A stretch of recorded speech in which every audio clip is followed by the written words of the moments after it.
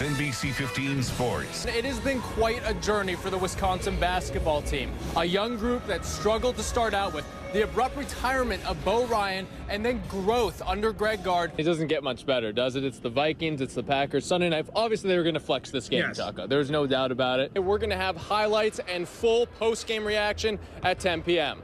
Live at the Kohl Center, Lucas Mayer, NBC 15 Sports. That's right, Esteban Toledo, who you've been having fun with, Jocko, and Gene Sowers, -9. Yeah. Jocko, Awesome. you shooting -9 out here? No. I am indeed live at Lambeau Field, where in just a few hours, to some extent, the Packers' future will be determined. A boatload of winter sports to get to. Hoops, hockey, wrestling, oh my. Jocko, take it away. As the players took the field for opening day here at Miller Park, the excitement was palpable, but then reality set in.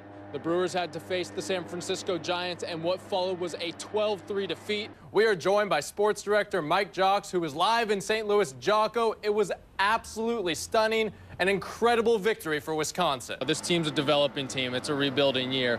But also, they started out really well against Madison Bumgarner. He's one of the best pitchers in the major leagues. What does Wisconsin have to do in this game against Nebraska? What is the most important thing for them to get a victory? Both the Packers and Cardinals know what to expect on Saturday in the divisional round. We'll see if Mike McCarthy and company can make enough adjustments to pull off the upset.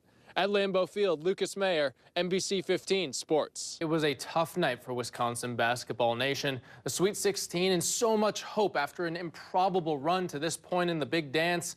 Kelsey Card has dominated with this discus here in Madison and has had great success in national competition as well. That has allowed her to throw on the world stage for Team USA in Rio. Can you believe the MLB season is already here? I'm excited. The first games are tomorrow. The Milwaukee Brewers will wait until Monday to get it going. UW has 4 contests remaining, and they will likely stay on the bubble until Selection Sunday. That possibility seemed in great doubt as the Badgers headed to halftime. So some fun basketball tonight. Stoughton and Monona Grove, as we like to say, they survive and advance in the big dance. Where does this season go in the Wisconsin history books? Obviously, they did not make it to a title game, not to a Final Four, but so much happened and the Badgers overcame a great deal. Wisconsin narrowed the gap, 40 seconds in the half. Big shot, Vito Brown hits from distance. UW trails 22-16 at halftime. Yeah, that's a pretty low score. 5+ minutes left, 1-point game. It's Vito again. He's got ice water running through the veins. Tickles the twine. Wisconsin takes the lead. Ethan Happ introduced himself to the country tonight, just refusing to give up in the low post. Somehow uses the glass, count the hoop and the harm. Look at Ethan doing work right there. That is a tough shot, but Pitt was not done. Under a minute to go, Jamel Artis hits a 3, cutting the lead to 1. But UW was able to make free throws down the stretch to win this thing. Autumn Ogden is tired of the winter, and she's taking it out on the Warriors. Steele takes it the whole way and finishes. You like my puns. More Autumn Ogden. She sees a line, drives hard. How about the lefty finish? Oh, so smooth. 13-5, Monona Grove. Portage would come roaring back, though. Caitlin Hibner from deep. It's up, it's down, it's good. 2-point ball game, but too much from the Silver Eagles. McKenna Warnick is going to bury this triple. Monona Grove ends up running away with the dub tonight, 79-51, the final. Yeah, that's it. Stand on it now, boys. Rowing is the oldest collegiate sport in the world. 1829, Oxford and Cambridge. 1852, Harvard and Yale. Nobody's got the juice like we do. Nobody. Not even Yale. The Badger men's rowing team originated in 1874 and may currently hold the title of best story on campus. There's no question we're underdogs. I don't want to overplay it too much because if you hear that term too much, you might start to believe it. In case you're a little behind, let's lay down the facts. Wisconsin is the only Big Ten school with men's varsity rowing. Send it! Send it! The Badgers compete against Ivy League and Pac-12 schools that hand out scholarships and recruit internationally. Like shot! 1,500 meters to go. Shot! Over half and at times as much as 75% of the team has never rowed before coming to UW. It's very difficult to do. In the modern era, we're the only one who has won without international rowers. I can understand some of the walk-ons. It's intimidating to hear these people from different places. They're offered a ton of money to come here. So how does Wisconsin get rowers to compete against recruits from all over the world with Olympic ambitions?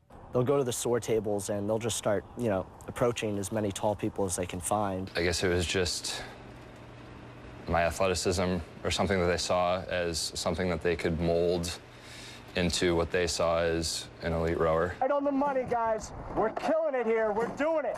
Head coach Chris Clark actually embraces gathering athletes with little to no rowing experience. The chance of getting an elite an Olympian is probably better if it's a walk-on, because again, I get a guy that's born to do it. This group of Badger rowers finds gratification in the grind of such a difficult sport and coming together to overcome the odds. There's no way to convey 20 hours a week of training when it's absolutely miserable outside, when you're going to be covered in ice coming off the water and your throat is just absolutely burning.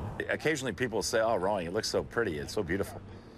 You could say that, but boxing looks kind of cool too when you're a little way away from it. It's very difficult. Let's stay after it. Stay after it. There we go. Yeah. This team represents an innate human desire that predates organized athletics, even those formed in the 1800s. In the end, it's just a natural affinity for somebody who wants to grind and work hard. It appeals to people that really want to push themselves to the edge all the time. And to do it without scholarships and compete at the highest level means that we've found something a little extra. We're all pushing that much harder, knowing that every other person is just as committed or more than you are. Lucas Mayer, NBC 15 Sports.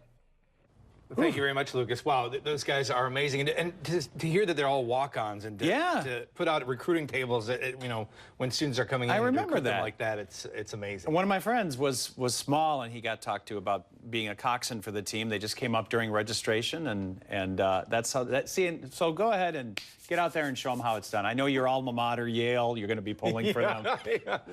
Yeah, he's a Yale boy. No, but that's fantastic. What's so funny about that? And a great story from Lucas. Did a great job out there. And nice job. Good luck to them this weekend at the On Eastern Wisconsin. Sprints. Yes. All right, we'll be right back with a final look at the forecast after this. NBC 15 News is brought to you by Edgerton Hospital and Health Services. Is it time to update your outdated or grimy bathroom? Bath Planet by Ganser Company has the solution. Amazing shower and baths redone in as